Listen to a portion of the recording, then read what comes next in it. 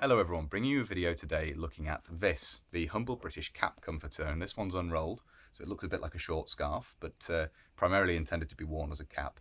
This video was specifically requested because on one of my videos I've done previously on haversack contents and so forth and starting kit, basically suggesting that I do a video on how to wear this, because it's a very ubiquitous bit of kit, and this will be of interest to anyone interested in the Great War, the Second World War, or Korea.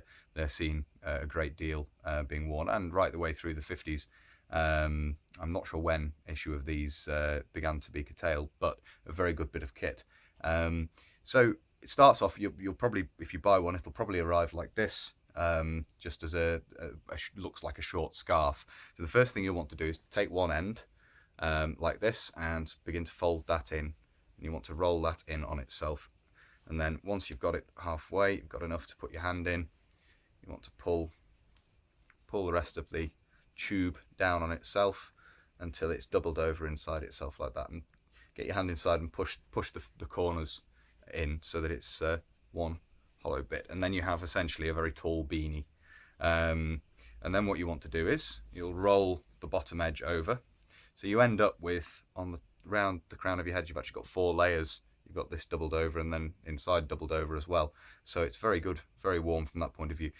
In terms of wear, there is a propensity for people to put these on with the top poking up like that, and you don't really see that. You tend to see the sides rolled right up, so the most you have a very small peak at front and back, and often they're tucked in, and it tends to be worn quite high up on the head.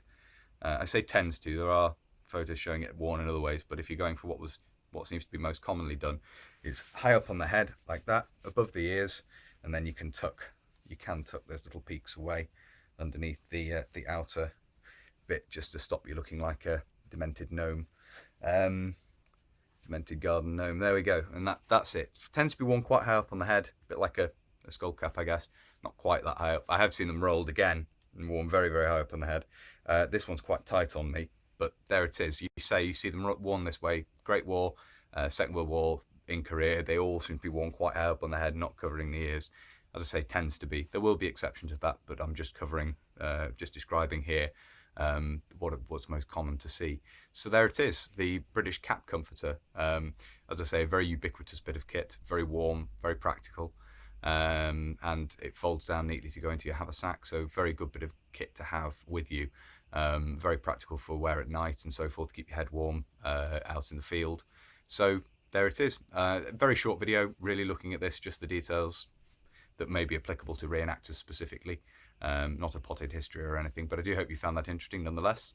As usual, if you like this sort of content, you'd like to see more on British military history, militaria and so forth, then do consider subscribing if you haven't already.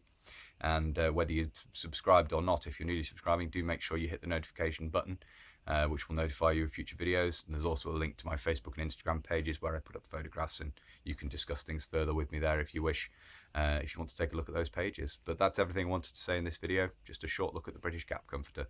I do hope you found that interesting, and until next time, bye for now.